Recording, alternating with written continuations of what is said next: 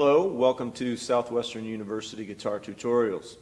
In this video we're going to be looking at Carulli's Prelude No. 7, which incorporates the P-I-M-A-M-I arpeggio. The video will be broken up into three segments. In the first segment we'll be playing along with a scrolling score that you'll see on your video, and it will be under tempo. In the second segment, we'll look at some specific concepts that pertain to this piece specifically with the right hand and the left hand. And then in the third segment, we'll have a listen to the piece at performance tempo. Just a heads up, when listening or playing along with the scrolling score, you will hear 2 full beat clicks before the music starts. Let's go ahead and take a closer look.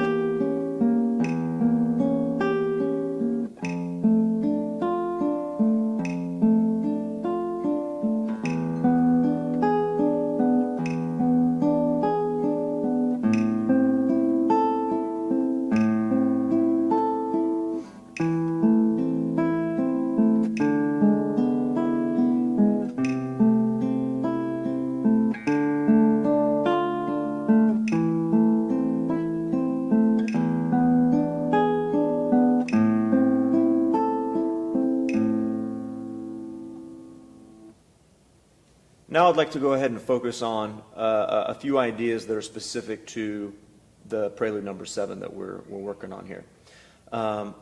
First, let's take a peek at the P-I-M-A-M-I arpeggio. This is a bit of a lengthier arpeggio than we have seen in other pieces. And what I want you to think about as you're playing through this, always hanging on to those ideas that we've discussed previously, like in the specific technique video where we focus on this arpeggio and talk about how to practice it. We mentioned these ideas of alternation, preparation, sympathetic motion is a big one for this because we have all 4 digits, P, I, M, and A, all 4 on the strings. And we're playing 6 notes per arpeggio. So continue to feel as you work through the piece the idea of sympathetic motion. But one thing I want you to make certain that you're avoiding is this idea of pulling up on the strings, and it's just tension can get introduced into our right hand very easily, and this arpeggio incorporates the ring finger, the A finger, and it doesn't feel as natural to use it on the guitar as the index or the middle. So be conscious of trying to make each finger motion feel as independent as possible, and then you don't have any kind of tension or lifting up or pulling up on the strings. Just a nice clean stroke, big full sound through each individual string. Okay, now let's look at some specific measures here in Prelude No. 7. The first 2 measures I want to look at are measures 5 to measure 6. Just a quick note about this, we're going from a D minor chord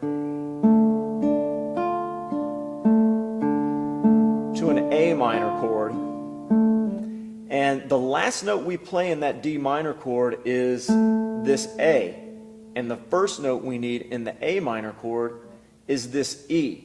So in most cases we're trying to sequence our fingers in a way that creates as much connectivity from one arpeggio to the next, but in some cases that may not be possible. So we're going from D minor, and that last note we play is A here with the index finger, and then we immediately have to jump to that fourth string on the second fret, that E for the A minor chord. So I just want to bring that to your attention and try to make that as smooth as possible, even though the music makes that a little bit more difficult for us. Now let's take a peek at measures 8, 9, and 10. Here we're going from an A minor chord to a G fully diminished chord into an inverted D minor chord. And what I want you to focus on here is the use of common fingers. So from the A minor chord to the G diminished, both of these fingers are common fingers. We're shifting 1 and 2 up, and then all we have to do is place that pinky finger down. This is very important to make transitions feel easier. And then all you have to do is get that pinky down, which can feel a little tough. The pinky is a little weaker than the other fingers and maybe a little bit more stubborn.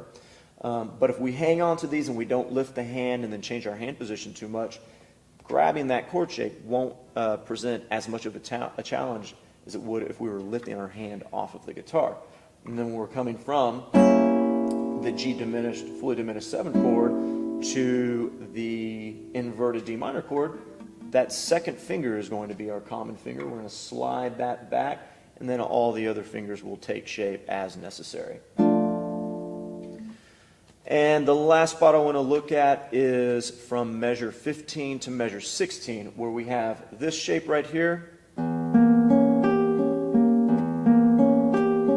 into a bar. All right, like that, using fingers 1, 2, and 4, and of course finger 1 is applying the bar. And what I want you to know here is that you don't have to press all 6 strings down. That makes it much more difficult.